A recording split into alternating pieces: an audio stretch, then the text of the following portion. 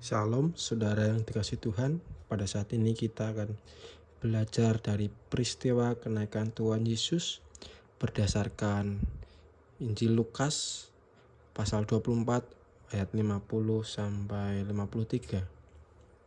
Kita akan bacanya terlebih dahulu. Kenaikan Yesus.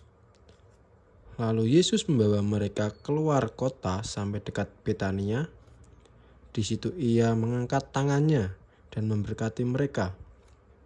Dan ketika ia sedang memberkati mereka, ia berpisah dari mereka dan terangkat ke surga. Mereka sujud menyembah kepadanya, lalu mereka pulang ke Yerusalem dengan sangat bersukacita.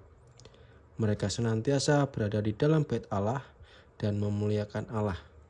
Amin. Saudara yang dikasih Tuhan, dari ayat yang kita baca ini kita melihat bagaimana peristiwa kenaikan Tuhan Yesus.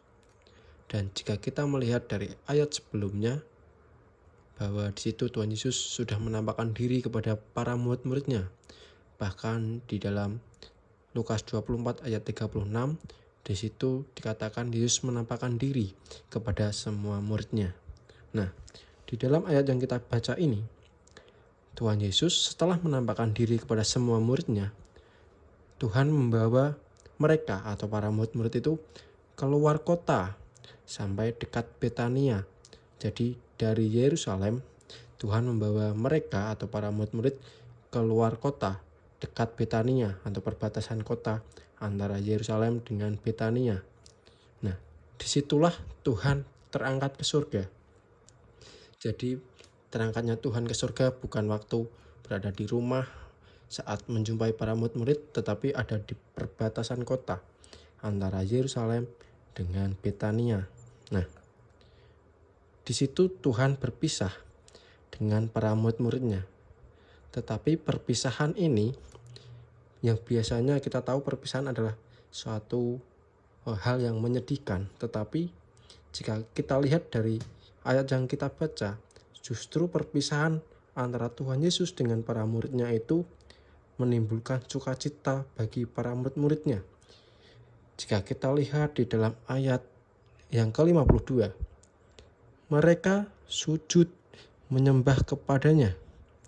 Lalu mereka pulang ke Yerusalem dengan sangat bersukacita. Nah, perpisahan Tuhan Yesus dengan para murid ini menimbulkan sukacita yang sangat luar biasa bagi para murid-muridnya.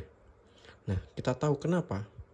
Karena di dalam ayat 50 bisa kita lihat, di situ ia mengangkat tangannya, Tuhan mengangkat tangan dan memberkati mereka. Jadi di dalam peristiwa kenaikan Tuhan Yesus itu, mengapa para murid bersukacita? Karena di dalam kenaikannya Tuhan mencurahkan berkat-Nya kepada para murid-murid. Nah, tentu ini berkat yang luar biasa, yang tidak ada bandingannya dengan apa yang ada di dunia. Sehingga para murid ini bersukacita yang luar biasa juga sambil mereka pulang dan menyembah kepada Tuhan. Nah, bahkan di ayat 53 juga mereka berada di dalam bait Allah dan memuliakan Allah.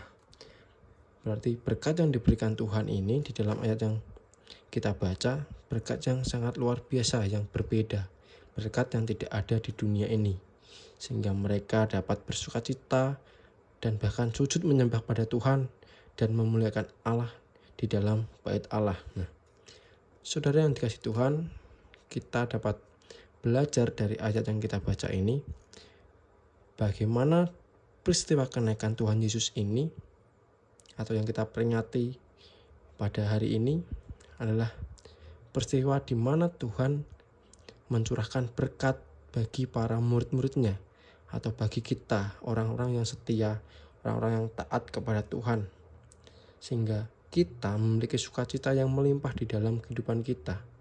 Dan kita juga harus bersyukur seperti para murid yang setelah ia menerima berkat, mereka itu sujud menyembah kepada Tuhan dan memuliakan Tuhan di dalam bait Allah.